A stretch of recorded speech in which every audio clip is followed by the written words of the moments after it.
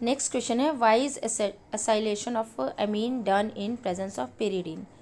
तो pyridine C6H5N जो होता है पेरिडीन है is stronger base than aniline. तो in acylation to remove HCl as by product of acylation of amine, ये पेरिडीन उसको रिमूव कर देता है। और जैसे इस रिएक्शन में एमीन का एसाइलेशन हो रहा है पेरिडीन की प्रेजेंस में, तो NHCOCH3 बन गया और बाय प्रोडक्ट बना HCl। ये HCl पेरिडीन के साथ रिएक्ट कर लेता है because pyridine is stronger base than aniline. तो ये इसके साथ सॉल्ट बना लेता है और जब ये HCl को रिमूव कर देता है तो it shifts equilibrium right hand side, तो प्रोडक्ट जो है वो ज़्यादा से ज़्यादा बनना शुरू हो जाता है। नेक्स्ट क्वेश्चन है predict the reagents and products. जैसे कि ये रिएजेंट है और ये प्रोडक्ट है, ये रिएजेंट है, ये प्रोडक्ट है, ये रिएजेंट है, यानी 5 चीज़ें आपको इस इक्वेशन में आइडेंटिफाई करनी है इस रिएक्शन सीक्वेंस में। तो पहले हम इस इक्वेशन को समझ लेते हैं कि क्या होता है कि पैरानाइट्रोटोलुइन आपको दिया हुआ है, उसको किसी रिएजेंट के साथ रिएक्ट कराते हैं तो आपको नाइट्रो ग्रुप किस में बदल गया, एमिनो ग्रुप में बदल गया। यानी कि जो फर्स्ट रिएजेंट है वो कोई ना कोई रिड्यूसिंग एजेंट होगा क्योंकि NO2 NH2 में कन्वर्ट हो रहा है। नेक्स्ट है जो हम बार बार अभी तक करते आ रहे हैं कि पेरिडीन की प्रेजेंस में एसाइलेशन हो रहा है तो आपका प्रोटेक्टेड अमीनो ग्रुप प्रोटेक्ट हो जाता है, एसाइलेशन ऑफ अमीनो ग्रुप हो जाता है। उसके बाद नाइट्रेशन हो रहा है, इस स्टेप पर नाइट्रेशन हो रहा है। तो नाइट्रेशन जब होगा तो तो क्या बनेगा, ऑर्थो या पैरानाइट्रो प्रोडक्ट बनेगा।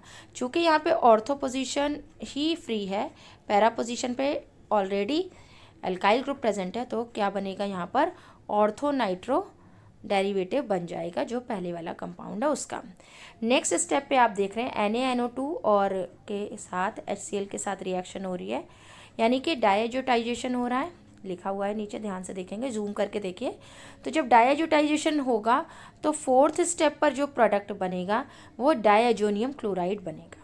ठीक है, अब ये जो डायजोनियम क्लोराइड बन रहा है, ये डायजोनियम क्लोराइड किसी रिएजेंट 5th रिएजेंट की प्रेजेंस में वो यहाँ से जो आपका NH2 ग्रुप था, वही ये जो NH2 ग्रुप था ये इस पोजीशन पर क्या होगा, डायजोनियम सॉल्ट डायजो ग्रुप में बदल जाएगा और फिफ्थ रिएजेंट की प्रेजेंस में वो क्या हो जाएगा, उसका क्या हो जाएगा, डीएमिनेशन हो जाएगा, यानी कि वो वहाँ से रिमूव हो जाएगा। तो इस तरीके से हमने इस क्वेश्चन को अंडरस्टैंड किया।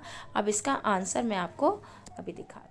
तो जो क्वेश्चन हमने समझा उसमें आप देख रहे हैं कि ये जो नाइट्रो ग्रुप था, फर्स्ट रिएजेंट है टेन और HCl रिड्यूसिंग एजेंट है, वो नाइट्रो को अमीनो ग्रुप में कन्वर्ट कर देता है। नेक्स्ट स्टेप में एसाइलेशन हो रहा है और एसाइलेशन के बाद ये प्रोटेक्टेड अमीनो ग्रुप है जिसका नाइट्रेशन हो रहा है।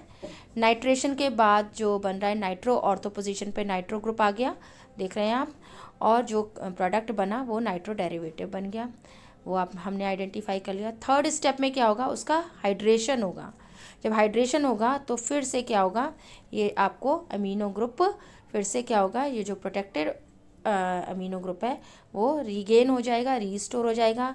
नेक्स्ट स्टेप में डायजोटाइजेशन हो रहा है इस अमीनो ग्रुप का, तो ये डायजो ग्रुप यानी कि डायजोनियम क्लोराइड बन रहा है। ये डायजोनियम क्लोराइड को नेक्स्ट स्टेप में H3PO2 और HCl in presence of copper ion, इसका डीएमिनेशन हो रहा है और ये ग्रुप यहाँ से रिमूव हो रहा है।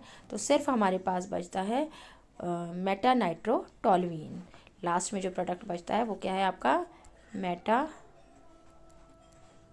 मेटानाइट्रोटोलुइन बचता है। ठीक है, नेक्स्ट क्वेश्चन है व्हाट इज़ हिंसबर्ग रिएजेंट। तो हिंसबर्ग रिएजेंट जो होता है वो बेंजीन सल्फोनिल क्लोराइड होता है, C6H5SO2Cl। Very short answer question है। Why is benzene diazonium chloride not stored and is used immediately after its preparation. तो इसका आंसर है इट्स वेरी अनस्टेबल। तो अनस्टेबल होता है तो स्टोर करके हम इसे रख ही नहीं सकते हैं।